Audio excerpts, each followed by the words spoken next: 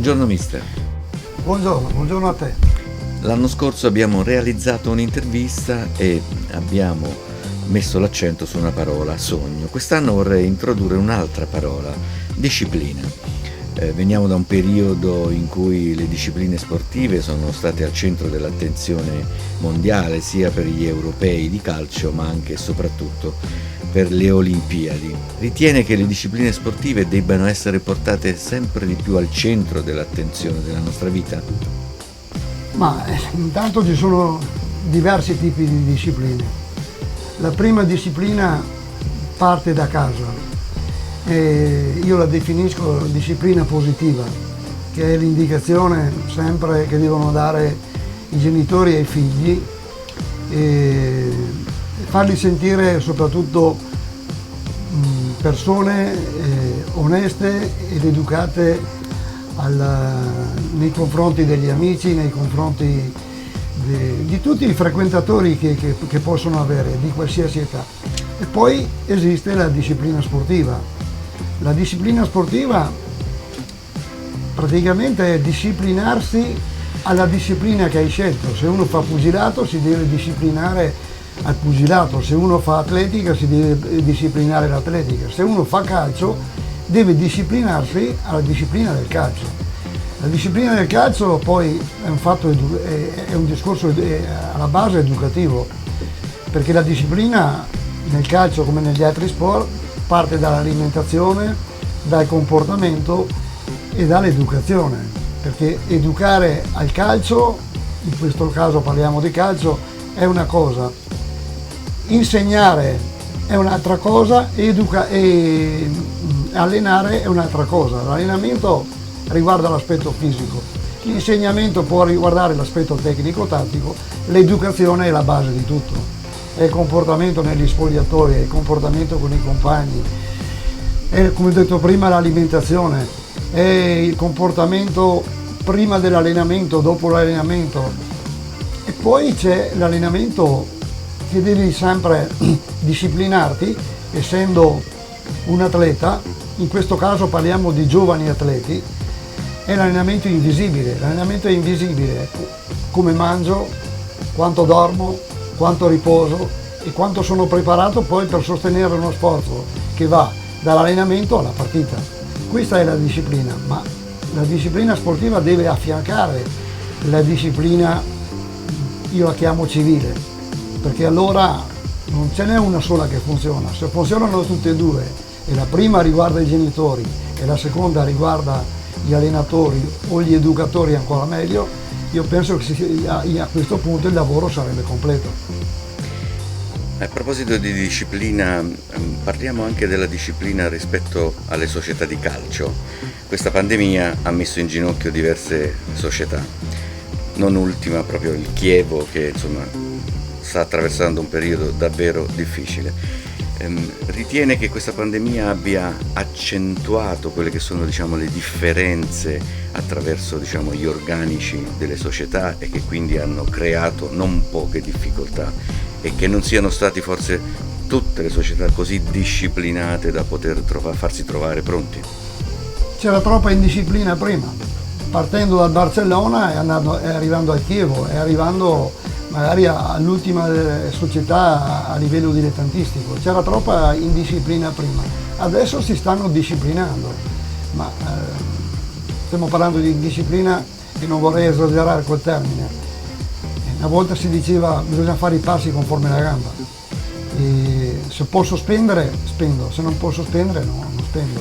Purtroppo quest'anno, il prossimo anno, il 2021-22, parlo di anno calcistico, sarà ancora più difficile dell'anno precedente, perché mancano a livello professionistico tutti gli incassi di un campionato intero e le società sono in difficoltà. È andato in difficoltà il Chievo, è successo quello che è successo e mi dispiace molto, perché io personalmente sono nato come opinionista sportivo seguendo i primi 5 anni il Chievo Verona per Radio Verona, insieme con il mio amico Simone Antolini, e sono nato così come opinionista sportivo, e il Chievo è stato un esempio a livello societario e anche a livello calcistico, e dispiace che sia finita così. Però se non si sta attenti ai particolari, in questo caso come un allenatore deve stare attento ai particolari del calciatore, che possono essere dei problemi tecnici, dei problemi tattici e dei problemi anche di preparazione fisica, anche i dirigenti devono stare attenti ai particolari. Spendo di più, spendo di meno, posso spendere, non posso spendere. Allora diventa un'autodisciplina generale e penso che da questo brutto periodo se ne esca con sorprese meno sgradevoli di quello che è successo a Chievo. Tornando ai ragazzi, al settore giovanile, ai settori giovanili delle varie società, quanto la disciplina deve essere insegnata ai ragazzi all'interno di un organigramma per far sì che sappiano quali sono i ruoli da rispettare di fronte all'organico di una società? Ma guarda, io la penso sempre in un modo. Se tu non impari o non vai a imparare, parlo per me in questo caso e parlo della mia vita calcistica. Io ho avuto grandi maestri a livello tecnico, tattico, fisico, preparatori di portieri, medici e via di seguito, psicologi. E da ognuno di questi ho attinto qualcosa per poi metterlo a disposizione di ragazzi che gestivo, perché sarei stato poco coerente con me stesso se io fossi andato sul campo e fossi stato banale.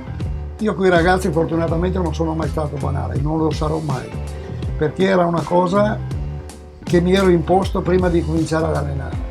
Non voglio raccontare balle, frottole ai calciatori e soprattutto ai ragazzi.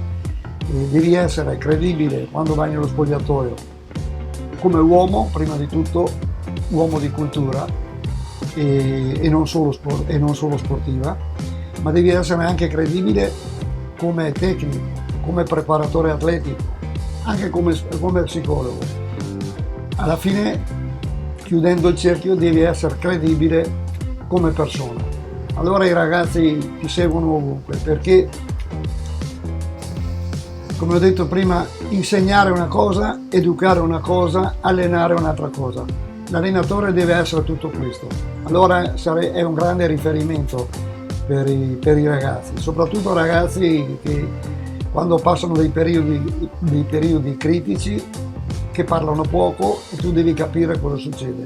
Lo deve capire il papà e la mamma a casa, ma poi lo devi capire anche te, perché succede che tante volte, nella mia carriera mi è successo più di una volta, i ragazzi magari si confidano più con te che non fa con la mamma, il papà o il fratello.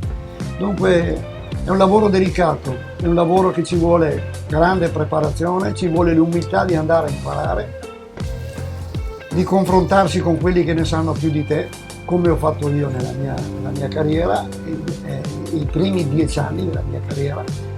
E poi se tu insegni bene, se tu educhi bene, se tu alleni bene, i ragazzi imparano bene. Faccio prima.